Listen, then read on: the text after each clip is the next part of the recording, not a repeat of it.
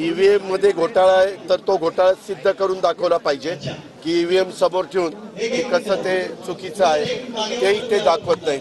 नुसता त्यांचा रडीचा डाव चाललेला आहे आणि अनेकांचा दारुण पराभव झालेला असल्यामुळं त्या पराभवाचं खापर हे ईव्हीएमवर फोडलं जात आहे आणि इतर आम्ही आणलेल्या योजनांवर फोडलं जातं। तर योजना आम्ही आणणारच ना। आम्ही सरकार चालवायला घेतल्यानंतर आम्ही त्याच्यामध्ये आमच्या परीनं लोकाभिमुख कारभार करण्याचा प्रयत्न आणि चांगल्या चांगल्या लाभ देणाऱ्या योजना आणण्याचा प्रयत्न आम्ही करणार, तो आम्ही केला।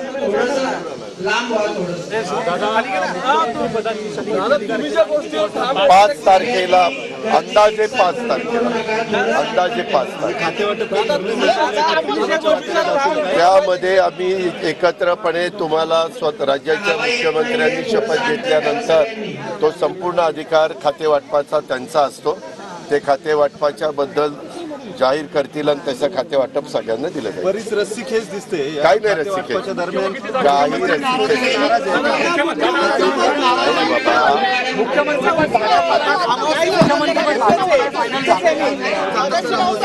बाबा। त्याच्यामध्ये आपल्या एकनाथराव शिंदे साहेबांनी काय सांगितलं की जो निर्णय मोदी साहेब आणि अमित शाह साहेब घेतील तो मान्य। आम्ही तर सुरुवातीलाच त्या बाबतीमध्ये सांगितलं।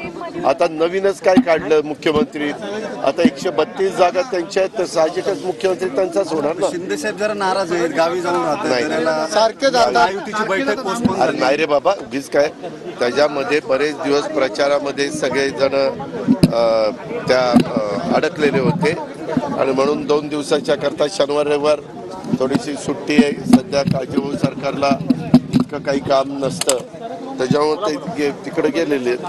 आम्ही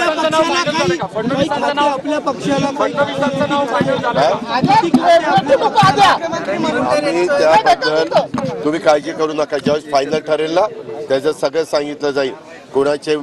कोण मुख्यमंत्री, कोण 2 उपमुख्यमंत्री, कोण कॅबिनेट मंत्री, कोण राज्यमंत्री, असं सगळे राज्यमंत्री पण आम्ही यामध्ये घ्यायची चर्चेमध्ये आमचा आहे।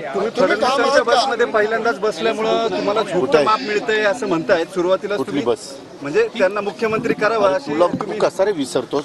मी 48 का 72 तास आम्ही दोघांनी सरकार चालवलं। पहिल्यांदाच कुठं बसलो, तेव्हा दोघंच गाडी घेऊन फिरत होतो आम्ही।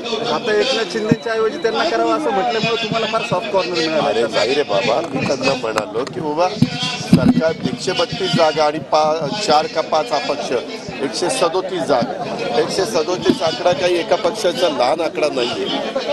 लोकशाही आपण मान्य केली पाहिजे।